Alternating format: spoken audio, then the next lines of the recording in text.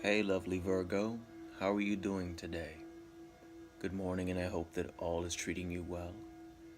I hope the Mercury retrograde is going pretty easy on you, but you're gaining the enlightenment that all the signs can gain during this time. Now, this will be a general weekly reading. If my voice is a little off, I apologize. I've been under the weather. So, you know, bear with me. The cards have been pre shuffled to save a little bit of time. The goddess assisting me today will be Diana, so we will open this reading with a prayer to her. Divine, sacred, beautiful goddess Diana, lend unto me your wisdom, your kindness, your sincerity and respect. Watch over this sign as a whole, protect and guide them. Show them the wisdom that will assist them to reach their highest good. Grant unto all of us understanding, peace, and love. Truly, truly, truly. Okay.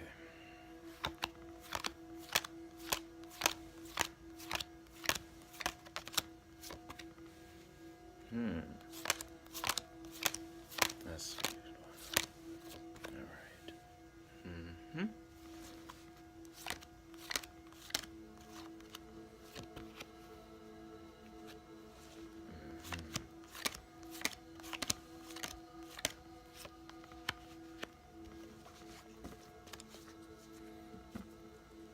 All right. The energy of this reading is geared under the altar priestess. Now, when this card pops up, it can mean many things, but for you today, it means reconnecting with your craft, with your art, with your spiritual purpose. Now is a time to engage in deep prayer to your ancestral spirits, to your gods, to your goddesses, to your angels, the fae, whoever it is that you may work with, to your higher self, or even to your shadow self. During Mercury retrograde, you're going to be dealing with a lot of emotional and mental upheaval. Returning to your craft, re-engaging in the sacred prayer and the sacred ritual that you once would engage in will actually help you get through Mercury retrograde a lot easier than if you just went at it through the mundane aspect.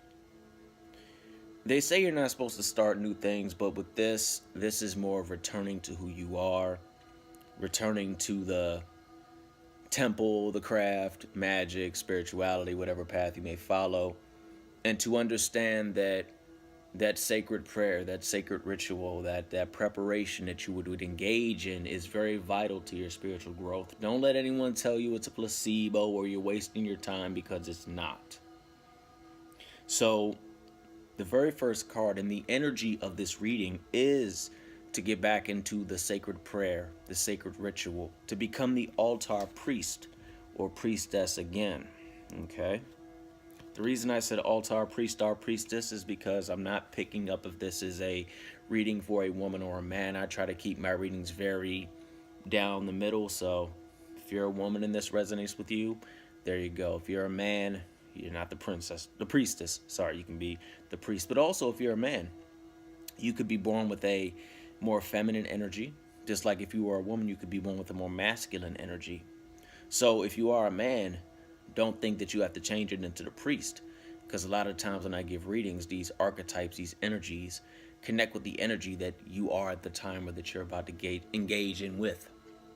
So if you have a more feminine, softer current, creativity, life force, so forth and so on, healing, then you as well can embody the archetype of the altar priestess. Okay? Cool. Next up is the Sun Dancer's card. Now, automatically what pops out to me is the Sun Dancer, the sun. All right, the altar priestess, she's very connected to the lunar currents. The Sun Dancers is actually the sun that's coming out when you start to regain the balance. Okay, you stepped out of balance a little bit. The sun from the sun dancers is the masculine current within yourself that will balance with the feminine current within self. When you return to this balance, you're going to get a joyful activity of it. You're going to feel your balance again. You're going to feel your yin and yang, your masculine and feminine, your zen, whatever you want to call it. It's going to return to you. But you have to stay balanced in order to be able to float above the opposition of life, to be able to understand and how to tap into those higher currents, whether that's the celestial higher self, solar, so forth and so on, okay? From doing that, you're going to have a celebration of life. You're going to start to return to things that once brought you great pleasure. It's not depression. It's just an imbalance. And I'll say this, I do suffer from depression, so I can tell an imbalance from depression. If you're feeling funky, it's not always depression, all right? So don't let it get you too much. Sometimes it's just an imbalance. One side for too long is never a good thing. It can literally throw our spiritual balance out of line, the left and right hemispheres, because even though we are spiritual beings, it is still very well connected to our biological functions, our body, so forth, so on, etc., etc., etc.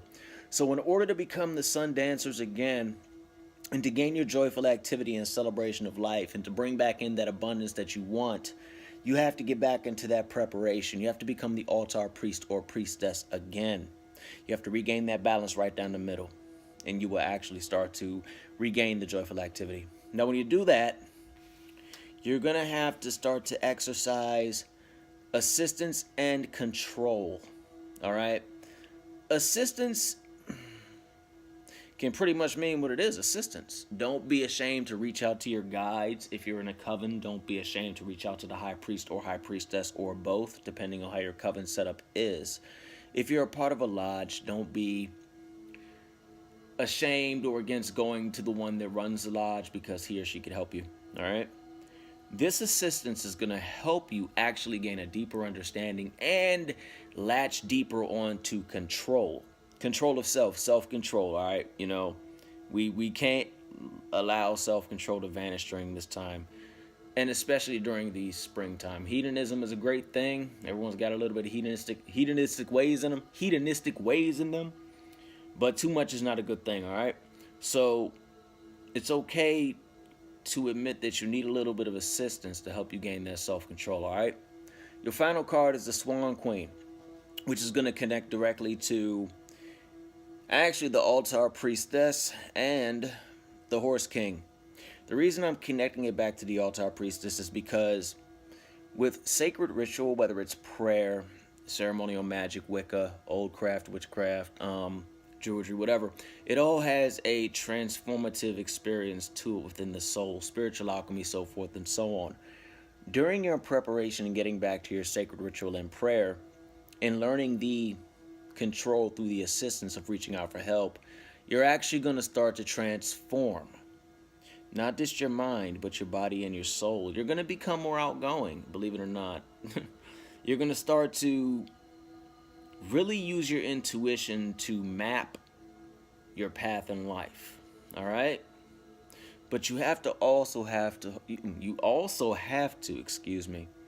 hold on to that preparation and prayer and sacred ritual from the Altar Priestess. And when it's time, it's okay to ask for assistance.